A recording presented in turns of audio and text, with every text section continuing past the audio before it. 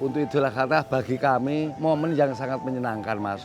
Yang pertama kami sebagai pedagang juga bisa senang, apalagi yang bisa korban juga senang, dan yang menerima dagangnya juga senang. Jadi ketiga-tiganya mungkin senang, Mas, gitu, Mas.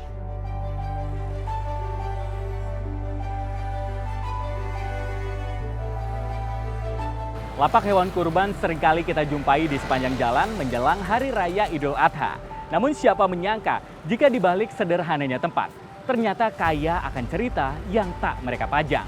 Inilah fakta hidup pedagang musiman hewan kurban. Berjualan hewan kurban jelang Idul Adha sudah jadi rutinitas Suwardi hampir separuh masa hidupnya.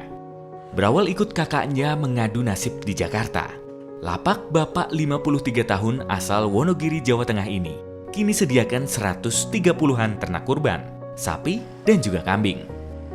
Ya perawatannya, Mas ya kita harus memberi komboran sama makannya rutin, Mas, pagi dan sore, gitu ya. Biar jaga, biar jadi lebih berkualitas gitu Iya. gimana Pak? Gini, kalau pagi kita pakai kompor, pakai polar maupun ampas tahu. Kalau kadang siang juga kita dimandikan, sore kompor lagi, diramban lagi gitu, Mas. Lagi. Iya. Oke. Kalau di sini itu Bapak sama berapa pekerja sih Pak? Ini kita membawa tenaga dari kampung itu kurang lebih 10 orang, Mas. 10 orang. Yang 8 orang menjadi anak kandang, yang 2 orang tukang masak maupun menjadi bagian administrasi. Bagian administrasi. Gitu, ya. Itu berarti beroperasi 24 jam Pak? 24 jam ya, Mas. Di sini kambing dari harga 3 juta sampai 8 juta kami persiapkan.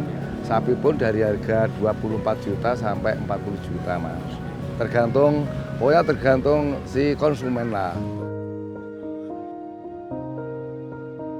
Menjalaninya, Pak Suwardi pun mengajak serta keluarganya. Di lapak sederhana inilah keluarga besar Pak Suwardi beristirahat dan menjaga asetnya selama 24 jam.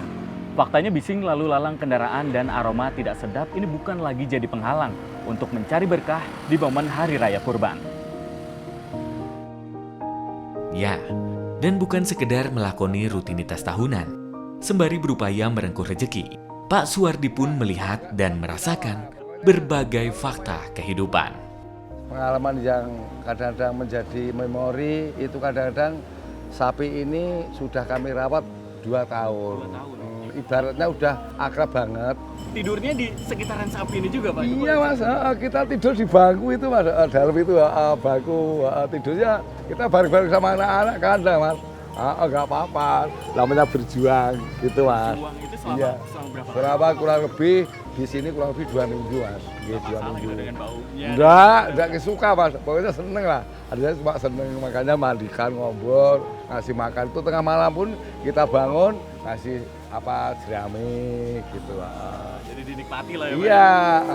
Kegigihan juga komitmen, menjaga, merawat, juga hanya menjual ternak baik dan sehat.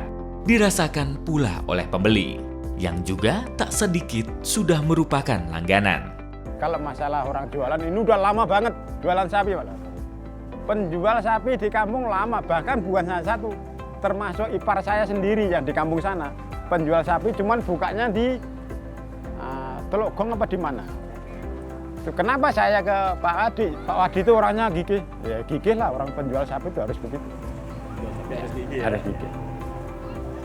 Di balik hiruk pikuk pasar ternak, di balik ramai, tawar-menawar dan keringat, Pak Suwardi melihat, juga merasakan, bahwa dari setiap ternak yang ia bawa, jual dan akan kurbankan, sejatinya jadi harapan. Akan berkah bagi keluarganya, juga warga yang hendak tunaikan ibadah dengan berkurban. Untuk momen Hari Idul Adha itu kita momen bersama-sama, dari pedagang kami sendiri juga senang, bahkan yang bisa membeli bahan kurban juga senang, bagi yang menerima juga senang. Itu menjadi motivasi saya sebagai pedagang Lebaran Haji.